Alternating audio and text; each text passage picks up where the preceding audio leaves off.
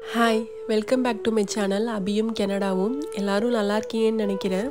இந்த வீடியோவில் ஆடி வெள்ளி அப்போ வீட்டில் படைச்சதும், அதுக்கப்புறம் டொரண்டோவில் வந்து பபிள் பிளானட்னு சொல்லிட்டு ஒரு பிளேஸ் போயிருப்போம். அதையும் நீங்கள் வீடியோவில் பார்ப்பீங்க. வீடியோட ஹைலைட்ஸ்லாம் ஷேர் பண்ணியிருக்கேன். உங்களுக்கு கண்டென்ட் பிடிச்சிருந்தா நீங்கள் வீடியோ பார்க்க கண்டினியூ பண்ணுங்கள்.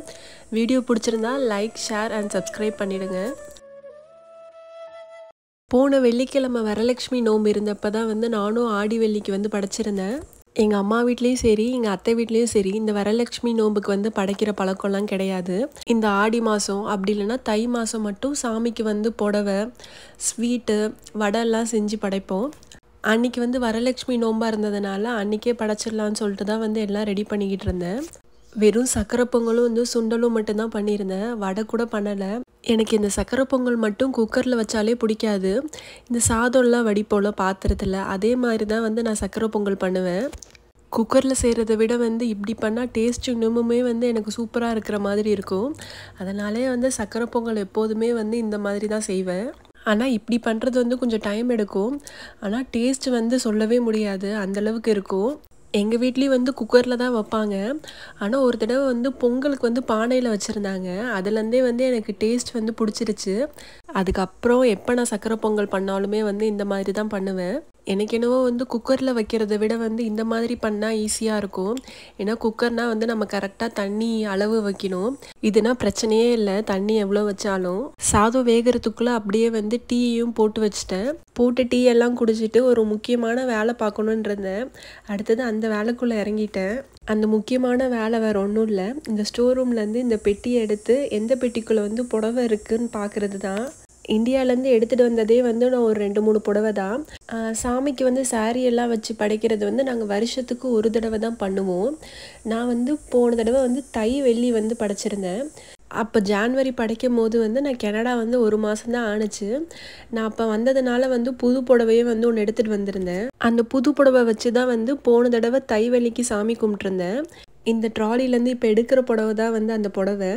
அது படைச்சதுலேருந்து அம்மா ஒரு தடவையாச்சும் கட்ட சொன்னாங்க. ஆனால் இங்கெல்லாம் வெளியே கட்டிட்டு போகிறது.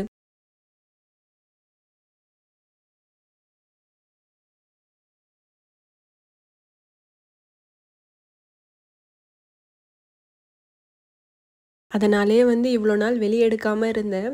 சரி இன்னைக்கு வீட்டுக்குள்ளேயே கட்டிக்கலான்னு சொல்லிட்டு தான் எடுத்து வச்சுருந்தேன்.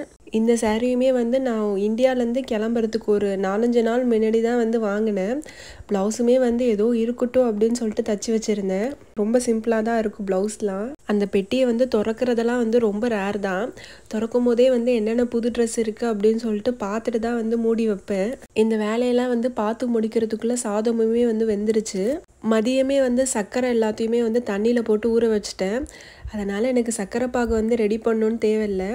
அந்த வெல்லத்தை அப்படியே போட்டு கிண்டிட்டேன். ஆனால் போட்டதுக்கப்புறம் தான் பார்த்தா ரொம்பவே சர்க்கரை கம்மியாக இருந்த மாதிரி இருந்துச்சு. என்கிட்ட வீட்டில் வெல்லமுமே தீந்துருச்சு. நல்ல வேளை நாட்டு சர்க்கரை வச்சுருந்தேன். அதை போட்டு ஓரளவு மேனேஜ் பண்ணிட்டேன். சர்க்கரை பொங்கலுமே கொஞ்சம் அதிகமாக தான் செஞ்சுருந்தேன். ஃப்ரெண்ட்ஸ்க்கெலாம் ஒரு 2-3 பேருக்கு கொடுக்கறதுக்காக. ஆனால் பார்த்தா நைட்டுக்குமே வச்சு சாப்பிட்ற அளவுக்கு அந்தளவுக்கு கொஞ்சம் குவான்டிட்டி அதிகமாக வந்துடுச்சு. சுண்டல் நான் மதியமே வேக வச்சிட்டேன். அது தாளிக்கிற வேலை தான், அது கடைசியில் பார்த்துக்கலாம் அப்படின்னு சொல்லிட்டு சக்கரை பொங்கல் தான் ஃபஸ்ட்டு ரெடி பண்ணிக்கிட்டு இருந்தேன். இந்த தடவை சக்கரை பொங்கலில் நான் பால் கூட ஊற்றலை. ஆனால் சில பேர்லாம் பருப்பு போட்டு செய்வாங்க. எனக்கு இதில் பருப்பெல்லாம் போடுவாங்களான்னு சொல்லிட்டு தெரிஞ்சதே நான் கல்யாணம் ஆனதுக்கப்புறம் தான். ஏன்னா எங்கள் அத்தை வீட்டிலலாம் பாசிப்பருப்பு போட்டு தான் சக்கரை பொங்கல் பண்ணுவாங்க. என்னோடய தலை பொங்கல் அப்போ தான் எனக்கு இது தெரிய வந்துச்சு. சக்கரை பொங்கல் ரெடியானதுக்கப்புறம் தான் நானும் பாப்பாவுமே கிளம்புனோம். பாப்பாவுக்குமே கொஞ்சம் ட்ரெடிஷ்னலாக ட்ரெஸ் போடலான்னு சொல்லிட்டு தான் போட்டு விட்டுருந்தேன்.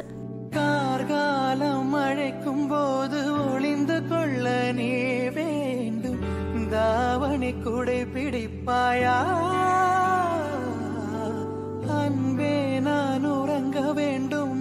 ஒரு வழியாக சாரீ எல்லாம் கட்டிட்டு சாமிக்கு விளக்கும் ஏற்றி வச்சுட்டேன். இந்த சாரீ கொஞ்சம் ஈஸியாகவே இருந்துச்சு கட்டுறதுக்கு. அதனால் ஒரு 1/2 an hourக்குள்ளேயே கட்டிட்டேன். ஒரு 6 மணிக்குள்ளேயே ஹஸ்பண்டும் ஆஃபீஸ்லேருந்து வந்துட்டாங்க. அதனால் அவங்க வந்ததுக்கப்புறம் சாமிக்கு சக்கரை பொங்கல் சுண்டல்லாம் வச்சு சாமிக்கு படைச்சாச்சு. பக்கத்தில் இருக்கிற ஒரு ஃப்ரெண்டு வந்து வீட்டுக்கு கூப்பிட்டுருந்தாங்க. அவங்க வீட்டில் வந்து வரலட்சுமி நோன்பு இருந்திருந்தாங்க. அதனால் அவங்க வீட்டுக்கு போயிட்டு கொஞ்சம் நேரம் இருந்துட்டு வந்தோம். இனிமே வந்து இந்த வீடியோவில் வந்து ஒரு அவுட்டிங் vlog பார்ப்பீங்க. போன வீக் வந்து டொரண்டோவில் இருக்கிற பபுள் பிளானட்னு சொல்லிட்டு ஒரு பிளேஸ்க்கு வந்திருந்தோம். இது வந்து கிட்ஸ்க்கு வந்து நல்ல ஒரு என்டர்டைன்மெண்ட்டான பிளேஸு. இந்த பபுள் பிளானட் இருக்கிற இடத்துல தான் வந்து டைட்டானிக் எக்ஸிபிஷனும் வந்து நடந்துக்கிட்டு இருக்கு. இந்த பபுள் பிளானட்க்கு வந்து பர் அடல்ட்டுக்கு வந்து $40 வந்து சார்ஜு. கிட்ஸுக்கு வந்து பிலோ 3 years வரைக்கும் வந்து ஃப்ரீ. இதுக்குள்ளே வந்துட்டால் வந்து ஒரே ஃபேண்டசி வேர்ல்டுக்குள்ளே வந்த மாதிரி தான் வந்து உங்களுக்கு ஃபீல் இருக்கும். எங்கே பார்த்தாலும் வந்து அப்படியே கண்ணுக்கு வந்து ஒரே கலர்ஃபுல்லாக இருக்கும். இந்த பலூன் தான் வந்து எனக்கு ரொம்ப பிடிச்சிருந்துச்சு. பசங்களெலாம் அழைச்சிட்டு வந்தால் கண்டிப்பாக வந்து இந்த இடத்த பார்த்து ஒரே குஷியாகிடுவாங்க. என்னோடய பாப்பாவும் அப்படி தான் இருந்தா. இது போகணும் அது போகணுன்னு சொல்லிட்டு ஒரே ஆட்டம், கையிலே பிடிக்க முடியல. அப்படியே ஒரு ரூம் மாதிரி இருக்குது. நம்ம அப்படியே வந்து ஒரு இடம் பார்த்துட்டு போகிற மாதிரி இருந்துச்சு. ஆனால் நாங்கள் வந்து வீக்கெண்ட் தான் போயிருந்தோம். அந்தளவுக்கு வந்து எங்களுக்கு கூட்டமே இல்லாத மாதிரி இருந்துச்சு. என்னன்னு தெரியல அன்றைக்கி. இதுதான் வந்து என்னோடய பொண்ணு வந்து செம்மையாக என்ஜாய் பண்ணா. இதுக்குள்ளேருந்து ஒரு மணி நேரம் வந்து வெளியே வரல. ஸ்விம்மிங் பூல் வந்து எந்த அளவுக்கு ஆழம் இருக்குமோ அதே மாதிரி வந்து இதில் இருந்துச்சு. அந்த இதுக்குள்ளே வந்து பிளாஸ்டிக் பால்லாம் வந்து போட்டு வச்சுருந்தாங்க. அனிமேஷன் வீடியோவுமே வந்து அங்கங்கே போட்டுக்கிட்டு இருந்தாங்க. ஆனால் இந்த லைட்டெல்லாம் வந்து கொஞ்ச நேரம் எனக்கு பார்த்தோன்னே வந்து தலைவலி ஆரம்பிச்சிருச்சு. அந்தளவுக்கு வந்து லைட்டு வந்து ஒரு மாதிரி இருக்குது. இது வந்து விஆர் ரூமு. டிக்கெட்டே வந்து $40 கொடுத்து உள்ளே வரும். இதை வந்து எக்ஸ்பீரியன்ஸ் பண்ணோன்னா எக்ஸ்ட்ரா $5 பே பண்ணணுன்னு சொன்னாங்க. நாங்கள் சும்மா வந்து இதில் போயிட்டு உட்காந்துட்டு வந்துட்டோம். இது வந்து ரோபோட்டு. இதில் வந்து பபுள்ஸ் வந்துக்கிட்டு இருக்கு. கீழே வந்து பபுள் லிக்விட் வச்சுருக்காங்க. இந்த ரோபோட் வந்து அந்த பபுள் லிக்விடை தொட்டு பபுள்ஸ் விட்டுக்கிட்டு இருந்துச்சு. இதிலே வந்து 2 வலை மாதிரி இருக்குது, பபுள் வந்து மாற்றி மாற்றி விடுறதுக்கு. இந்த பபுளுக்கு அப்புறம் வந்து அவ்வளோதான், வேறு எதுவும் கிடையாது.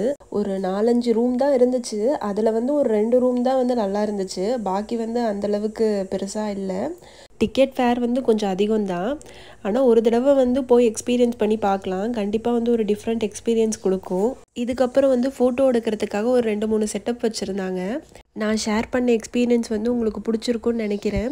இந்த வீடியோ உங்களுக்கு பிடிச்சிருந்தா லைக், ஷேர் அண்ட் சப்ஸ்கிரைப் பண்ணுங்கள். அடுத்த வாரம் புது வீடியோவில் பார்க்கலாம். பாய்.